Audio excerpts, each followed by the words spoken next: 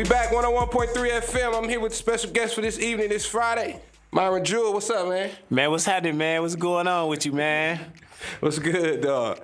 Yeah, coolin', man. See, you got a lot of stuff going on.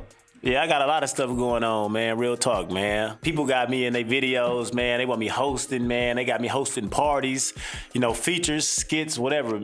Book me. I'm down to do whatever you want me to do. So you're doing it all right now? Yeah, I'm doing it all, man. I'm in full grind mode. Ain't no sleeping. So you just focusing on the comedian aspect of it, or?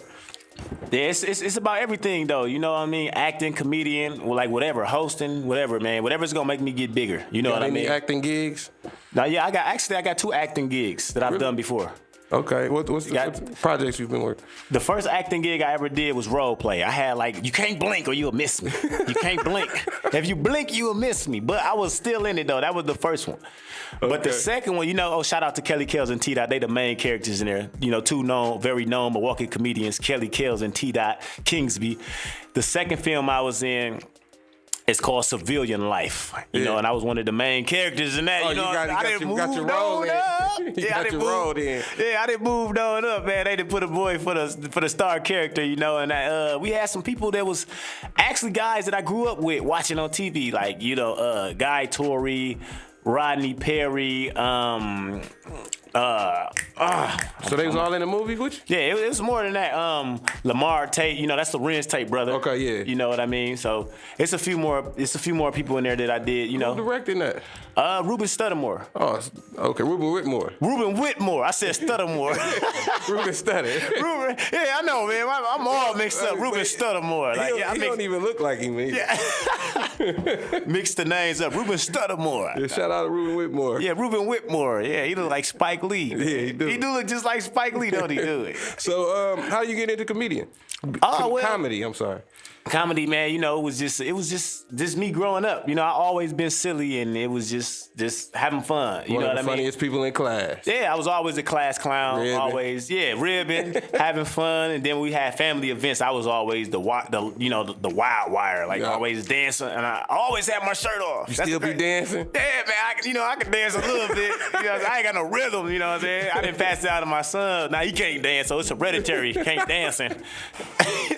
It's hereditary. Can't dancing in our family. My daddy couldn't dance, so it's hereditary. Okay. So how long So when you say you started, when started doing comedy? Yeah, when you say you started doing comedy? The thing with comedy is, I could say I've been doing comedy 5 years. I can say that, but you really can't say that because you've been funny all your life. Yeah, I've been funny all my life, and as far as comedy, I've been attempting to do it 5 years. I can say that. Yeah.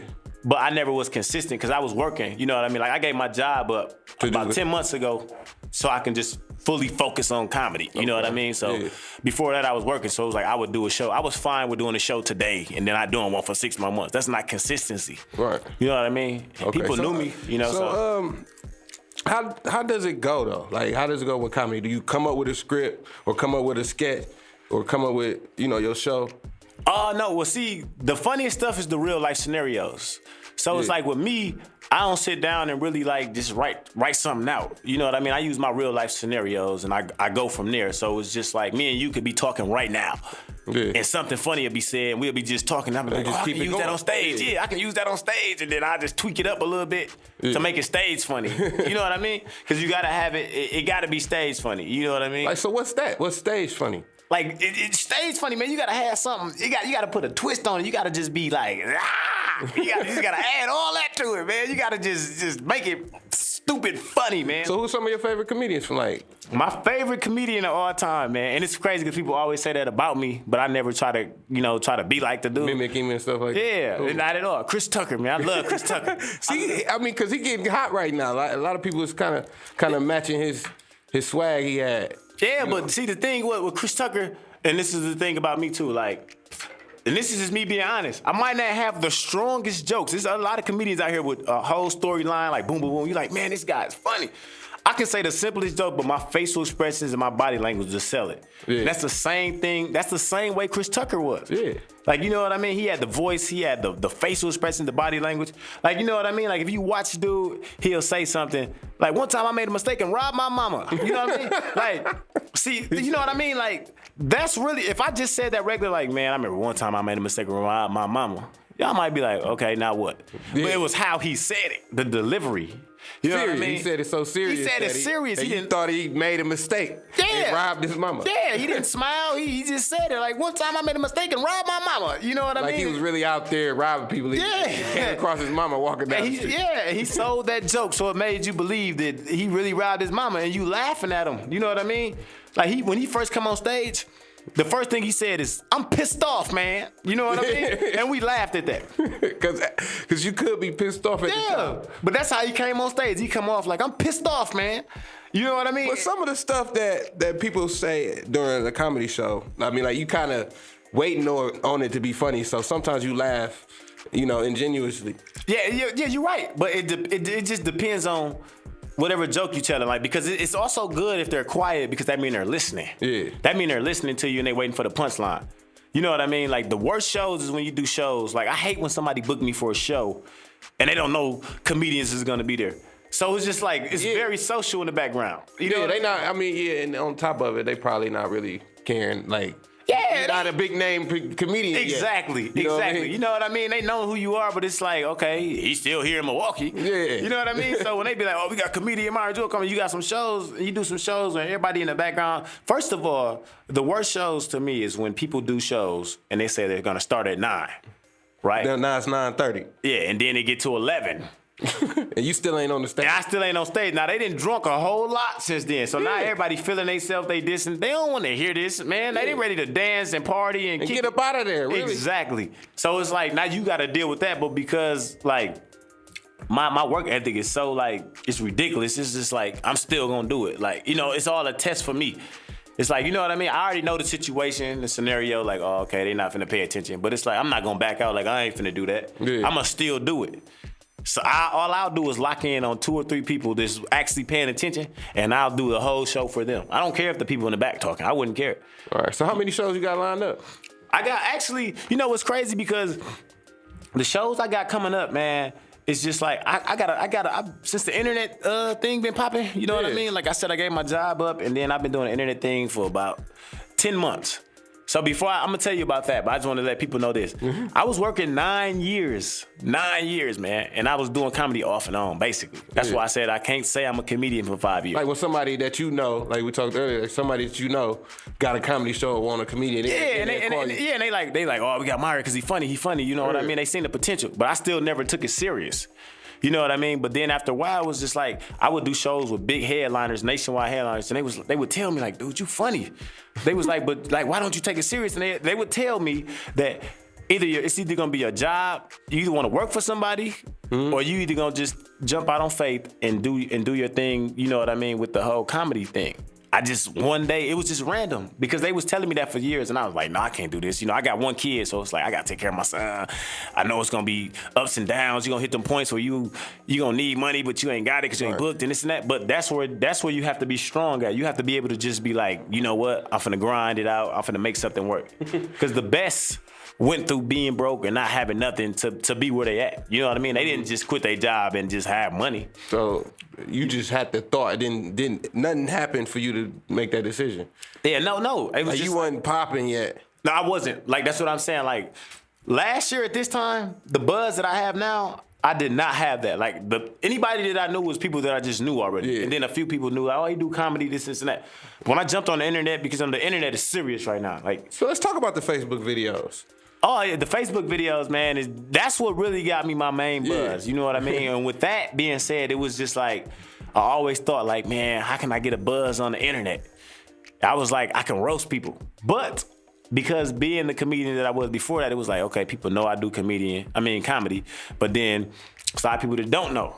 So if I just up and just start roasting people, they're going to be like, who is this dude trying to roast everybody? Yeah. And then people get mad like this and this and that. That's what I was thinking. And from a viewer's perspective, like everybody, there's a lot of comedians out here roasting people online. Yeah. You know what I mean? But the thing about it was you was roasting people in Milwaukee. Yeah. And we all knew.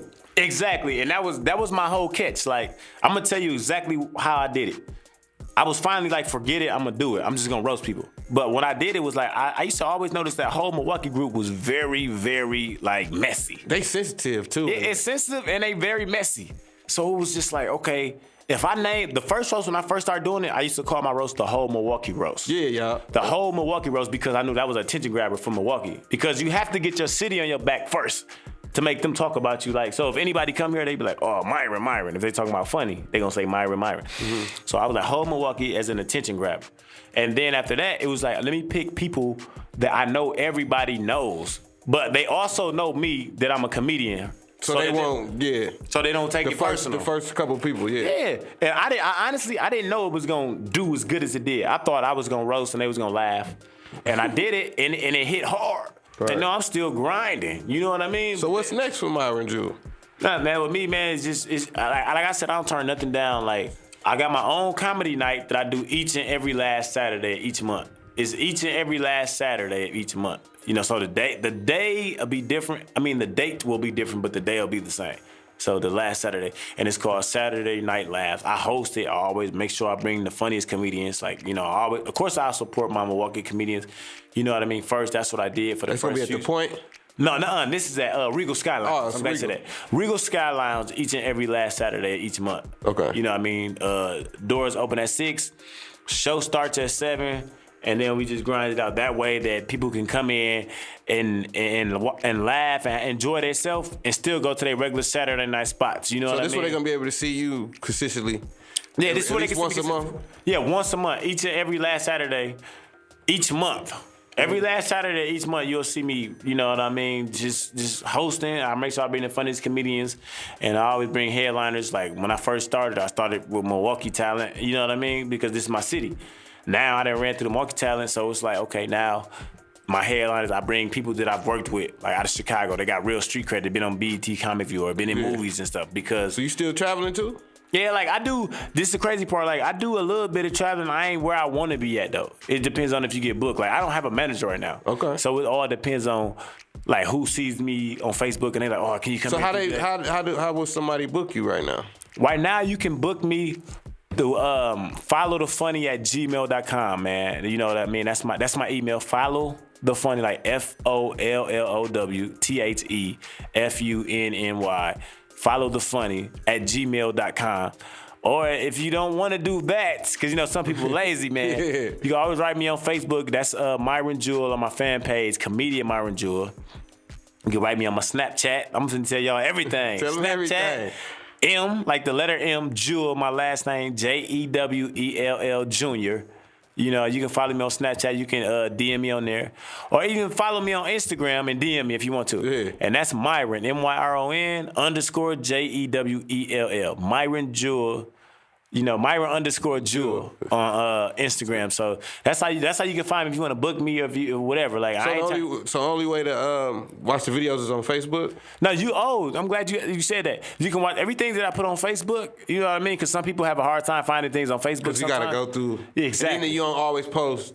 Yeah, exactly. Just funny videos all the time. Exactly. So anything I post on Facebook, you can always go watch on my Instagram.